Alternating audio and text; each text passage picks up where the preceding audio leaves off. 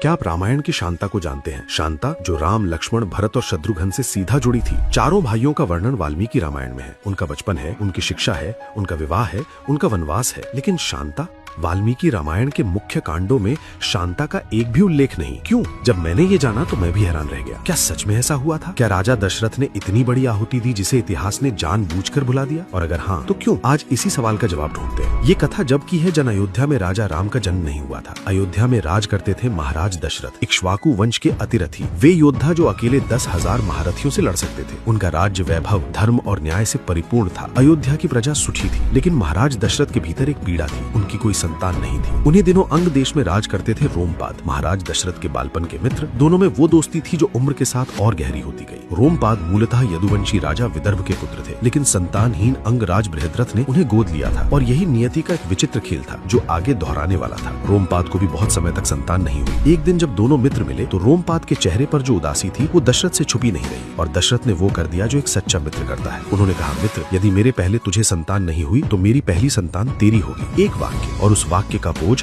वर्षों तक दशरथ के हृदय पर रहा। कुछ वर्ष बाद महारानी कौशल्या ने कन्या को जन्म दिया। अयोध्या में उत्सव था। महाराज दशरथ पिता बने थे। उस कन्या का नाम रखा गया शांता। बालपन से ही शांता में एक दिव्यता थी। माता पिता का प्रेम उस पर बरसता था। लेकिन खबर अंग देश तक पहुंची। रोमपाद चले आए अयोध्या। उन्होंने शांता को आशीर्वाद दिया, प्रेम से भेंट दी और फिर एकांत में उन्होंने दशरथ को उनका वचन याद दिलाया। कमरे में सन्नाटा छा गया। दशरथ जानते थे वचन दिया था और वचन से मुकरना उनके स्वभाव में नहीं था, लेकिन हृदय टूट रहा था। तब आगे आई महारानी कौशल्या, एक माँ जिसने अभी अभी पुत्री को जन्म दिया था, जो उस कन्या से प्राण की तरह प्रेम करती थी। उन्होंने कहा, महाराज, रोमपाद आपके भ्राता तुल्य है। हमारी शांता को वहाँ माता पिता का प्रेम मिलेगा। वो हमारी पुत्री है, रहेगी हमारी ही। लेकिन आपका वचन भी सत्य है और आपका मान भी। एक माँ ने अपनी ममता को धर्म के तराजू पर रखा और धर्म भारी पड़ा। शांता अंग देश गई। रोमपाद और विष्णु की दत्तक पितरी बनी। उन्होंने शांता को वो सब दिया जो एक पिता और माता दे सकते हैं। और आगे शांता का विवाह हुआ ऋषि रिंग से। वही ऋषि रिंग जिन्होंने आगे चलकर राजा दशरथ का पुत्रेष्टि यज्ञ करवाया, जिस यज्ञ के फलस्वरूप राम, लक्ष्मण, भरत और शत्रुघ्न का जन्म हुआ। सोचिए एक बार, जिस पुत्री को दशरथ ने दिया उसी पुत्री के पति ने दशरथ को पुत्र दिलवाए। नियति का ये चक्र देखिए। शांता ना होती तो राम ना होते। लेकिन इतिहास ने शांता को भुला दिया, क्योंकि वो सिंहासन पर नहीं बैठी, युद्ध भूमि में नहीं उतरी, उसने शस्त्र नहीं उठाए। उसने सिर्फ अपनी नियति को स्वीकार किया, शांत चित्त से, बिना शिकायत के। शायद इसीलिए उनका नाम था शांता। लेकिन रुकिए, अभी हमने शांता की कथा जानी, लेकिन उनके पति ऋषि रिंग की कथा तो और भी अद्भुत है। वो ऋषि जिनकी माँ एक हिरणी थी, जिन्होंने अपने जीवन में कभी कोई स्त्री नहीं देखी थी, जिनके आश्रम में कदम रखते ही वर्षा होती थी और जिन्होंने वो यज्ञ करवाया जिससे संसार को मिले श्री राम। अगर आप ऋषि रिंग की ये अलौकिक कथा जानना चाहते हैं तो कमेंट में लिखिए बस 3 शब्द, जय श्री राम, और हम ये कथा लेकर आएंगे।